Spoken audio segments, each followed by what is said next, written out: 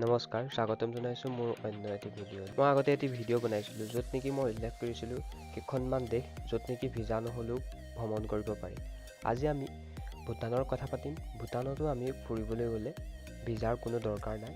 হিমালয় পৰ্বতৰ মাজমজিয়াত অৱস্থিত Bhutan, land of thunder dragon আন দেশৰ দৰে নহয়। আজি আমি ভূটানৰ কিছুমান আকৰ্ষণীয় তথ্য উন্মোচন কৰোঁচোন আহক। ফেক্ট নাম্বাৰ 6, উৎসৱ আৰু উদযাপন।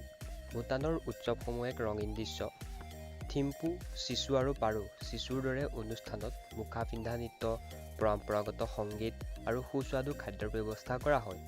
এই উদযাপনসমূহে সম্প্ৰদায়ৰ বন্ধন শক্তিশালী কৰে আৰু দেশখনৰ চহকী সাংস্কৃতিক ঐতিহ্যৰ প্ৰদৰ্শন কৰে। ফেক্ট নাম্বাৰ 5, টিভি আৰু ইণ্টাৰনেট।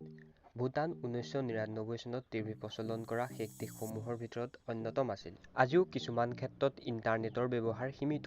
প্ৰযুক্তিৰ এই ইচ্ছাকৃত পদ্ধতিয়ে দেশখনৰ সাংস্কৃতিক পৰিচয় সংৰক্ষণ কৰাত সহায় কৰে। ফেক্ট নাম্বাৰ 4, বন্যপ্ৰাণী অভয়াৰণ্য। ভূটানৰ 70%তকৈ অধিক অংশ অৰণ্যৰে আবৃত, যাৰ ফলত ভূটান হৈ পৰিছে বন্যপ্ৰাণীৰ স্বৰ্গ। দেশখনত নাহৰফুটুকীয়া বাঘ আৰু টাকিনীৰ দৰে বিপন্ন প্ৰজাতিৰ প্ৰাণী আছে। এই বন্যপ্ৰাণীসমূহ সংৰক্ষণত ভূটান চৰকাৰ সদায় দায়বদ্ধ। ফেক্ট নাম্বাৰ 3, পৰম্পৰাগত আৰ্কিটেক্সাৰ। ভূটানৰ আৰ্কিটেক্সাৰ ইয়াৰ সাংস্কৃতিক প্ৰমাণ। পৰম্পৰাগত ঘৰবোৰ কাঠ আৰু শিলৰ ব্যৱহাৰ কৰি নিৰ্মাণ কৰা হয়, যিয়ে মানুহ আৰু প্ৰকৃতিৰ মাজত সমন্বয়ক প্ৰতিফলিত কৰে।